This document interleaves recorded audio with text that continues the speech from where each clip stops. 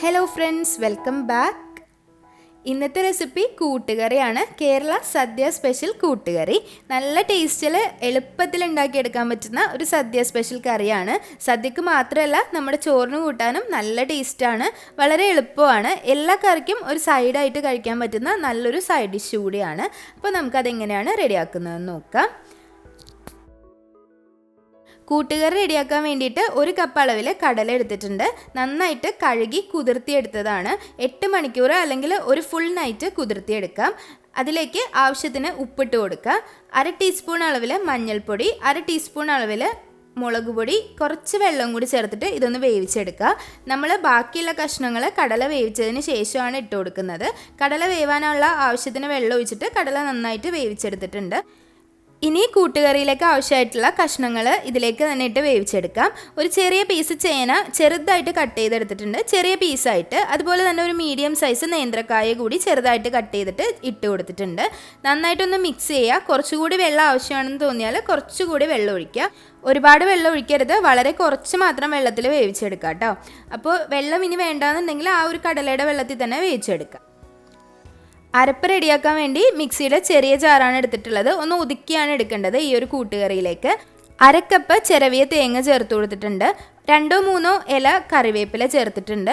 1/2 teaspoon അളവിൽ ചെറിയ ജീരകം പൊടിച്ചത് ചേർത്ത് കൊടുത്തിട്ടുണ്ട്. നന്നായിട്ടൊന്ന് ഒതുക്കിയെടുക്കുക. ഒരുപാട് അങ്ങ് അരച്ചൊന്നും എടുക്കണ്ട, വെള്ളം ഒഴിക്കാതെ ഇതുപോലെ ഒന്ന് ഒതുക്കിയെടുത്താൽ മതി. കുക്കറിൽ ഒരു 2-3 വിസിലിന് ശേഷം ഈ കഷ്ണങ്ങളും കടലയും നന്നായിട്ട് വെന്തിട്ടുണ്ട്. കഷ്ണങ്ങളൊന്നും വെന്തുടഞ്ഞ് പോകണ്ട, ഇതുപോലെ തന്നെ ഒന്ന് വേവിച്ചെടുത്താൽ മതി. കൂട്ടുകറിയിലേക്ക് ഒരുപാട് വെന്തുടഞ്ഞ കഷ്ണങ്ങൾ ഒരു ടേസ്റ്റ് ഉണ്ടാവില്ല കേട്ടോ. എന്നാൽ നന്നായിട്ട് വേവും വേണം. ഇതിലേക്ക് നമ്മൾ അരച്ച് വെച്ചിട്ടുള്ള ഈ ഒരു അരപ്പ് ചേർത്ത് കൊടുക്കാം.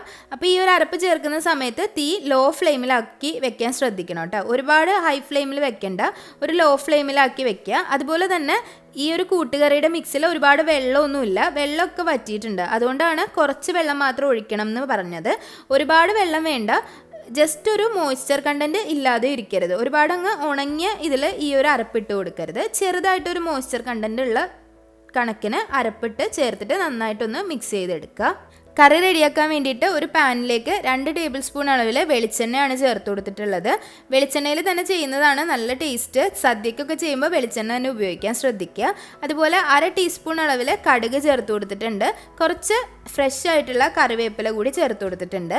ഇനി ഇതിലേക്ക് ചിരവിയ 1/4 കപ്പ് അളവിൽ തേങ്ങയാണ് ചേർത്ത് കൊടുക്കുന്നത്. ഈ ഒരു കറിയിലേക്ക് മുഴുവനായിട്ട് 1/4 കപ്പ് അളവിൽ തേങ്ങയാണ് ചേർത്ത് കൊടുത്തിട്ടുള്ളത്. നിങ്ങൾക്ക് കുറച്ചുകൂടി ചേർക്കണമെങ്കിൽ ചേർക്കാം കേട്ടോ. 1/2 ടേബിൾ സ്പൂൺ അളവിൽ മുളക് പൊടി, കാശ്മീരി മുളക് പൊടിയാണ് ചേർത്തിട്ടുള്ളത്. 1/4 ടേബിൾ സ്പൂൺ അളവിൽ മഞ്ഞൾപ്പൊടി, 1/2 ടേബിൾ സ്പൂൺ അളവിൽ മല്ലിപ്പൊടി ചേർത്ത് കൊടുത്തിട്ടുണ്ട്.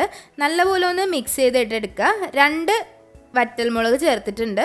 2 അതിലധികവും ചേർക്കുക കേട്ടോ. നന്നായിട്ടൊന്ന് മിക്സ് ചെയ്തെടുക്കുക. നിങ്ങൾക്ക് ആവശ്യാനുസരണം ഈ ഒരു അരപ്പ് ചേർക്കാവുന്നതാണ്.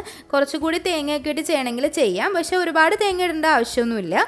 ഒരു 50 ഗ്രാം അല്ലെങ്കിൽ ഒരു ചെറിയ പീസ് ശർക്കരയാണ് ഇട്ട് കൊടുക്കുന്നത്. ഒരുപാട് ശർക്കര ആവശ്യമില്ല, ചെറിയൊരു മധുരത്തിനാണ് ശർക്കര ചേർക്കുന്നത്. വളരെ കുറച്ച് മാത്രം ചേർക്കുക. ഒന്ന് പൊടിച്ചിട്ട് ചേർക്കണമെങ്കിൽ അങ്ങനെ ചേർക്കാം.